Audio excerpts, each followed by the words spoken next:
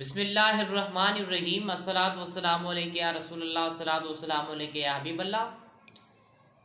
बयान जी क्लिप जेकी अॻु में मूं छॾी त दरगाह जे मुतलिक़ त दरगाह ते डांसूं करणु हराम आहे, ढोल वॼाइणु हराम आहे। उन ई जे मुतलिक़ कंहिं दोस्त सवाल कयो आहे त साईं दरगाहनि ते जेके औरतूं मेला जेके दरगाह ते लॻंदा आहिनि, पोइ मेलनि में औरतूं ईंदियूं आहिनि, पोइ या दरगाह जे पासे में वार मेड़ींदियूं आहिनि या अहिड़ी का तुरबत ठहियल हूंदी आहे जो उन जे दरगाह जे हेठां लंघी रस्तो ठाहींदियूं आहिनि। पोइ माण्हू उहे गादी नशीन खां पुछंदा त साईं छाजे करे बाबा इन्हनि जी बांस बासियल आहे।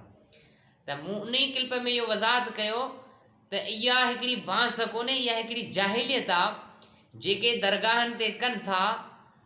ऐं पहिरीं ॻाल्हि त दरगाहनि ते औरत खे वञणु मना आहे। असां मुस्लमाननि खे अक़ीदो एतिरो क़ुर ते अक़ीदो कोन्हे जेतिरो असीं दरगाहनि ते अक़ीदो रखंदा आहियूं। अल्लाह जा वली आहिनि, ऐं मना कोन थो करियां, अहले सुन्नत सां तालुक़ रखां थो, पर मुंहिंजे चवण जो मक़सदु इहो असां इंसाननि मां शऊर ख़तमु थी वियो आहे, होश हवास अक़ल सभु सम्झ ख़तमु थी वई आहे। अॼुकल्ह असांजे मुस्लमाननि जूं जेके औरतूं आहिनि ॾींहुं राति दरगाहनि ते पयूं आहिनि, बांसूं बासिनि पियूं। जेकी मेन शइ आहे, जेको मेन पॉइंट आहे, उहा आहे क़ुर मजीद, जेके असां फॉलो करियूं कोन था। जेकॾहिं क़ुर मजीद खां मदद वठूं, क़ुर मजीद जी खे वेझा थियूं, क़ुर मजीद खे चिंबड़ूं, त हे अॼुकल्ह दरगाहनि ते असां पंहिंजी औरतुनि खे अगरि न छॾियूं। वरी ॿिए कंहिं दोस्त सवाल कयो, मुसलसल उन क्लिप खां बाद में दोस्तनि जा सवाल जारी सारी आहिनि त साईं गाजी शाह जो मेलो आहे, जंहिं मेले में औरतूं पंहिंजे मथनि तां गंदी लाए रओ जेके चवंदा आहिनि रओ लाए, पोइ उन्हनि जा वॾा वारनि, पोइ उन्हनि खे वरी ईअं वर्जुल हणाईंदियूं, जीअं औरतूं कंध हणाईंदियूं। पोइ उहे चवनि थियूं त हिननि खे हिते जिन लही वियो आहे, हिननि खे हीअ शइ फिलाणी लही वई आहे। हाणे जेको बि हिन खां तव्हां सवाल कंदा उहो तव्हांजो सवाल पूरो थींदो। अल्लाह साईं अक़ल असांखे ॾे, सम्झ ॾे। असां सिंधियुनि जो शऊर अलाह किथे मरी वियो आहे जो असांजे गैरत जा जनाज़ा पिया निकिरनि। असांजूं औरतूं बेपर्दगी थी करे जेको पर्दो कोन्हे, हाणे ज़ाहिर आहे औरत जे मथां रवो लथल हूंदो, गंदी लथल हूंदी, त औरत हुन में ओपन हूंदी, सभु शइ जिस्म जी ज़ाहिर हूंदी। पोइ औरतूं बि डांसूं कनि, नौजवान हज़रात मूवी पिया भरीनि, पोइ इहा ख़बर ई न आहे त औरत कहिड़े रंग में आहे, कहिड़े ढंग में आहे। पोइ भले औरत उघाड़ी थी वञे, असां नौजवाननि जो कमु आहे बसि मूवी भरियूं ऐं विवोस जे लाइ फ़ोटू कढूं। भाउ विवोस थियो गाजी शाह जे मेले में, हिननि औरतुनि डांस कई, हिननि फलाणनि वार मिलिया। ख़ुदा जा बंदो थोरो अक़ल खां कमु वठो। जेके जाहिल गादी नशीन थियो वेठा आहिनि दरगाहनि ते, जेके पाण खे दरगाह जा गादी नशीन सम्झनि था, उन्हनि खे त शर्म ई नथो अचणु खपे। जेके जिन दरगाहनि ते अहिड़ा मेला थियनि ऐं मौत जा कुआ लॻनि, खदड़ा डांसूं कनि, उन्हनि खे असां चऊं त हे दरगाह ते मेला पिया लॻनि। अहिड़ा मेला लॻण को मूंखे साबित करे ॾिए त हदीस मां साबित आहे या क़ुर मां साबित आहे, या की अल्लाह जे वली ख़ुदि चयो आहे त हे मेला करणु जाइज़ आहे। हीअ सिर्फ़ु असांजी मुस्लमाननि जी जाहिलियत आहे, शऊर न आहे, सम्झ न आहे, कमाई जो ज़रियो आहे। त अल्लाह साईं उन्हनि गादी नशीननि खे हिदायत, सॼी ज़िम्मेवारी उन्हनि जी आहे।